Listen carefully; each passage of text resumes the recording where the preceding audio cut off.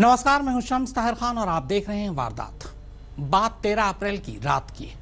अचानक खबर आती है कि अमेरिका ने अफगानिस्तान में दुनिया का सबसे बड़ा बम गिरा दिया है, करीब 10,000 किलो का गैर परमाणु बम।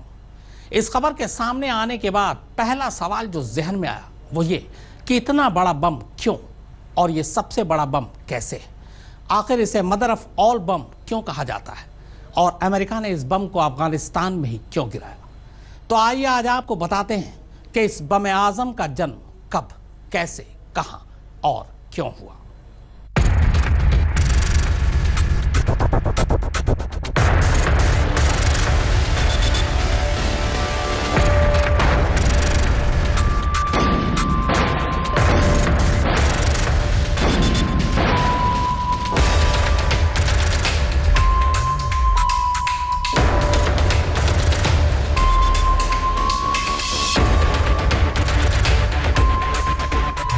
साल 2002, air force research laboratory, Ohio, America.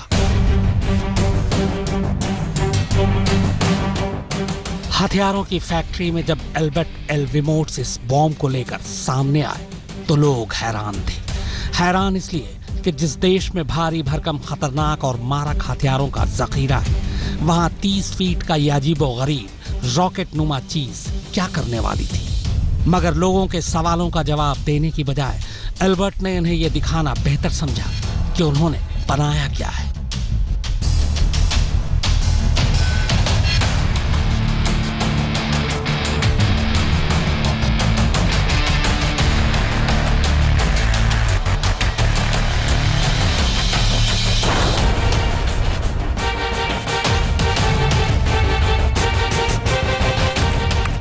March 2003, mother of all bomb. जी हां, यही बनाया था एयरफोर्स रिसर्च लेबोरेटरी में एल्बर्ट एल विमोट्स ने। इंग्लिश के MOAB को मिलाकर नाम इसका मोब रखा गया, यानी मैसिव ऑर्डिनेंस एयर ब्लास्ट। मगर फ्लोरिडा के समंदर में जब इसे फोड़ा गया तो लोग समझ गए कि बिना न्यूक्लियर क्षमता के भी यह भयानक तबाही मचा सकता है। हालांकि इसे बनाया तो इराक युद्ध के लिए था, मगर तब अमेरिका ने इसकी इजाजत आखिरी वक्त पर वापस ले ली थी, और तब दुनिया अमेरिका की ताकत को देखने से चूक गई थी। 13 अप्रैल 2017, अनजान ठिकाने से हथियारों को ले जाने वाले MC-130 एयरक्राफ्ट कैरियर में 14 साल के एकांतवास के बाद मोब को फिर निकाल कर लोड किया गया। हालांकि किसी भी एजेंसी ने अब तक यह खुलासा नहीं किया कि दुनिया के इस सबसे बड़े बम को लेकर MC-130 ने कहां से उड़ान भरी। मगर जो पता है उसके मुताबिक 13 अप्रैल को अफगानिस्तान पाकिस्तान सीमा के नांगरहार इलाके के आसमान पर MC-130 अचानक दिखाई दिया, और स्थानीय वक्त के मुताबिक शाम ठीक 7:30 बजे कुछ इस तरह mother of all bomb GBU-43 को छोड़ा गया। सीरिया में अमेरिकी जंगी जहाजों ने जो बम गिराए, उन बमों से 21 गुना ज्यादा वजनी था मोब। हालांकि इस धमाके की आधिकारिक जानकारी अभी तक हासिल नहीं हो पाई है, लेकिन सूत्रों के मुताबिक फटने के बाद धुआं और बारूद की गंध करीब 30 किलोमीटर दूर तक महसूस की गई। माना जा रहा है कि जिस जगह ये बम गिराया गया उसके आसपास का 1.5 किलोमीटर का पूरा इलाका तबाह हो गया। ताज़ा जानकारी के मुताबिक इस हमले में ISIS से जुड़े 36 से ज्यादा आतंकी मारे गए। At around 7 p.m. local time in Afghanistan last night, the United States military used a GBU-43 weapon in Afghanistan. The GBU-43 is a large, powerful, and accurately delivered weapon. We targeted a system of tunnels and caves that ISIS fighters used to move around freely, making it easier for them to target U.S. military advisors and Afghan forces in the area. The United States takes the fight against ISIS very seriously. America के सबसे बड़े गैर परमाणु बम GBU-43 के बारे में माना जाता है कि जहां ये बम गिरता है वहां 300 मीटर चौड़ा गड्ढा हो जाता है। यह जमीन से 1.8 मीटर ऊपर ब्लास्ट करता है और इसका दायरा काफी बड़ा होता है। अंडरग्राउंड टारगेट को नष्ट करना इसकी सबसे बड़ी खासियत है। अगर न्यूक्लियर बमों को छोड़ दें तो ये दुनिया में मौजूद सबसे पावरफुल ट्रेडिशनल बम है। जीपीएस गाइडेड बम है मैसिव ऑर्डिनेंस एयर ब्लास्ट। इसका वजन 10,000 किलोग्राम के करीब होता है। कुल 8,164 किलोग्राम एक्सप्लोसिव भरा होता है। लंबाई 9 मीटर, चौड़ाई 1 मीटर और कीमत 103 करोड़ रुपए। टीएनटी एक्सप्लोसिव की तुलना में 11 गुना ज्यादा ताकतवर है।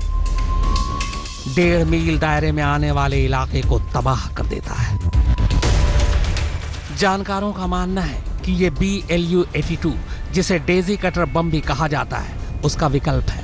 इसका इस्तेमाल वियतनाम जंग और फिर अफगानिस्तान में भी कई जगह किया जा चुका है। GBU-43 उससे कहीं ज्यादा खतरनाक और मारक है।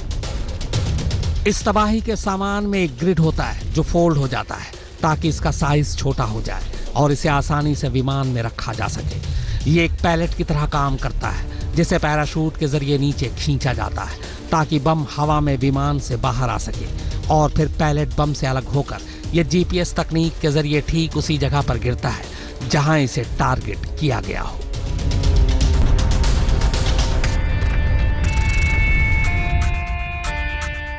इसके कवर को एल्युमिनियम से इसलिए बनाया जाता है ताकि ब्लास्ट के बाद ज्यादा नुकसान हो और इसके बड़े साइज की वजह से इसे फाइटर प्लेन की बजाय C-130 जैसे कार्गो विमान से गिराया जाता है। एक्सपर्ट इसे अमेरिका का ट्रम्प कार्ड मानते हैं और ट्रम्प ने आते ही हथियारों के कारखाने में जंग खा रहे अमेरिका के इस ट्रम्प कार्ड को बाहर निकाला और इसे अफगानिस्तान के नानागढ़ प्रोविंस के अचिन जिले में गिराया गया, जो पाकिस्तान की तोरहाम बॉर्डर से महज 60 किलोमीटर की दूरी पर है। माना जा रहा है कि इस एक बम से अमेरिकी राष्ट्रपति ट्रंप ने ISIS, पाकिस्तान, नॉर्थ कोरिया और सीरिया का साथ दे रहे रूस और ईरान को अपनी ताकत दिखाई है। आज तक ब्यूरो।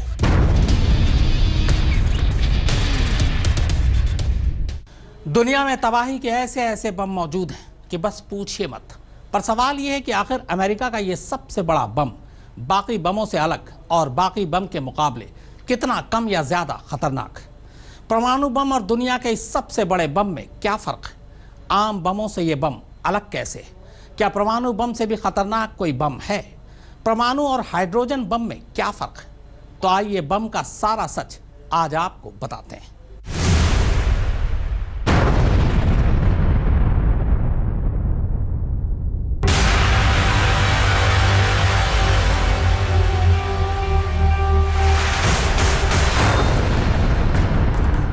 ISIS पर अब तक का ये सबसे भारी भरकम हमला है। अमेरिका ने जिस मोब यानी GBU-43 को आतंकियों के ठिकाने पर छोड़ा, उसे दुनिया का सबसे बड़ा नॉन न्यूक्लियर बम कहा जा रहा है। मगर सबसे बड़ा सवाल ये है कि आखिर ये नॉन न्यूक्लियर बम होता क्या है?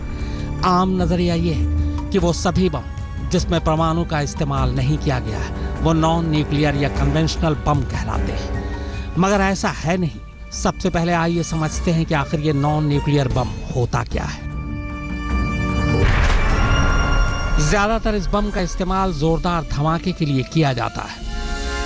ऐसे बम डेटोनेट होने के साथ ही बड़ी मात्रा में ऊर्जा पैदा करते हैं। फटने के बाद ऐसे बम अपने दायरे में आग लगने की वजह बनते हैं। ऐसे बमों में TNT और RDX का इस्तेमाल किया जाता है, जिससे निकलने वाली गर्मी के साथ शॉक वेव भी बनती है। अब आइए उस बम की तरफ जिसे दुनिया और इंसानियत की तबाही की सबसे बड़ी वजह माना जाता है। दुनिया इसे न्यूक्लियर बम कहती है, मगर इसे कयामत क्यों कहा जाता है ये भी जान लीजिए। आम बम के केमिकल रिएक्शन के उलट इसमें परमाणु विस्फोट होता है। इससे आम बम के मुकाबले कई लाख गुना ज्यादा ऊर्जा पैदा होती है। खास ठिकाने को तबाह करने की बजाय ये पूरे शहर को बर्बाद करता है। परमाणु विस्फोट केमिकल रिएक्शन के मुकाबले तेज रफ्तार से होता है। इन सब से अलग एक तबाही और है जिसका जिक्र कम ही होता है और उसे कहते हैं हाइड्रोजन बम। मौजूदा वक्त में इस बम के बारे में लोगों ने तब जाना जब नॉर्थ कोरिया के सन की तानाशाह ने इसका टेस्ट किया। ये इतना शक्तिशाली होता है कि टेस्ट के दौरान ही नॉर्थ कोरिया में भूकंप के झटके महसूस किए गए। हालांकि ऐसा नहीं है कि ये बम सिर्फ नॉर्थ कोरिया के ही पास है। दुनिया के कई और ऐसे देश हैं जो इस तबाही को लिए बैठे हैं।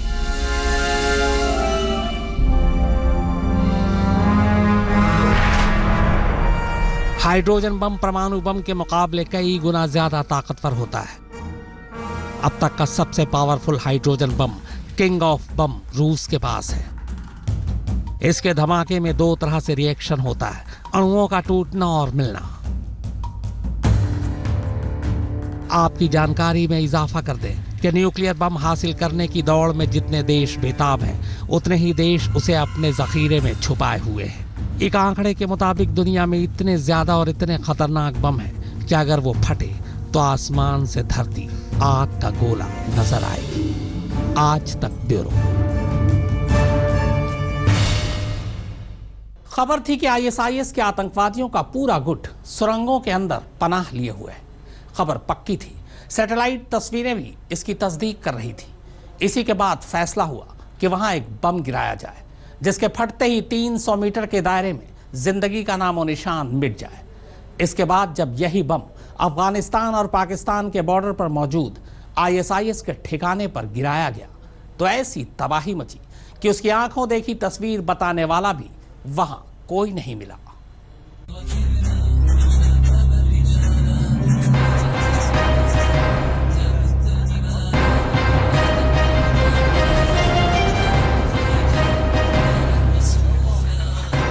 अफगानिस्तान और पाकिस्तान के बॉर्डर पर नंगरहार नाम की यही वो जगह है जिसके बारे में खबर मिली थी कि यहाँ आईएसआईएस के आतंकवादी अपना बेस बनाए हुए हैं। लेकिन दिक्कत ये थी कि इस जगह पर आतंकवादियों ने सुरंगों का ऐसा जाल बिछा रखा था कि सिर्फ हवाई हमले से कुछ नहीं बनता, क्योंकि इससे पहले भी जब कभी इस इलाके में बमबारी हुई, यहाँ की सुरंगें उनके लिए रक्षा कवच बन गई।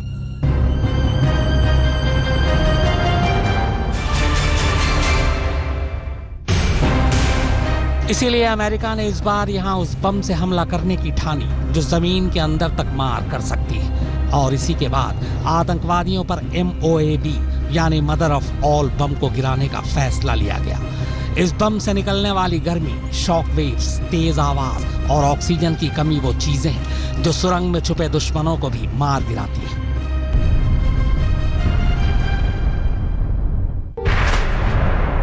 बम से सुरंग को बनाना था निशाना। सुरंग में घुटकर मारे गए आतंकवादी। सिर्फ धमाके की आवाज ने ले ली कई जानें। 300 मीटर के दायरे में तबाह हो गया सब कुछ। पेंटागन का मानना है कि जिस वक्त यह हमला हुआ उस वक्त नंगरहार के इस इलाके में आईएसआईएस के 800 से भी ज्यादा आतंकवादी छुपे हुए थे। लेकिन अफगानिस्तान की न्यूज एजेंसियों और अमेरिकी रक्षा मंत्रालय ने इस बमबारी में फिलहाल 36 आतंकवादियों के मारे जाने की पुष्टि की है। यह और बात है कि इसके असर की सही तस्वीरें अभी दुनिया के सामने आनी बाकी है। जानकारों की माने तो जहां ये बम गिराया गया वहां फुटबॉल के मैदान के बराबर का गड्ढा बन चुका होगा। धमाके वाली जगह पर मौजूद हर कोई हवा में गुम हो चुका होगा। धमाके से एक साथ 19,000 पाउंड की ऊर्जा निकली होगी। ब्लास्ट से आवाज की रफ्तार के बराबर शॉक वेव पैदा हुई होगी। धमाके के साथ ही आसपास के इलाके से ऑक्सीजन गुम हो चुका होगा। एक्सपर्ट की माने तो जब ये बम पहली बार डेटोनेट होता है तो बम में मौजूद एल्युमिनियम के बारीक कणों में जबरदस्त आग लगती है और एक बड़े दायरे में अचानक लगी आग ही ऑक्सीजन के गायब हो जाने की वजह बनती है। जबकि इसके साथ पैदा होने वाले शॉक वेव्स इतने ताकतवर होते हैं कि इंसान के जिस्म के चीथड़े उड़ जाते हैं, सारे इंटरनल ऑर्गन्स भी खराब हो जाते हैं और यहाँ तक कि इसकी आवाज भर से कान, फेफड़े और पेट के अंदरूनी हिस्सों से खून बहने लगता है। ऐसे में जमीन के ऊपर तो क्या, सुरंग के अंदर छुपे लोगों का बचना भी मुश्किल होता है। आज तक ब्यूरो। तो वारदात में फिलहाल इतना ही, मगर आज तक पर खबरों का सिलसिला लगातार जारी है।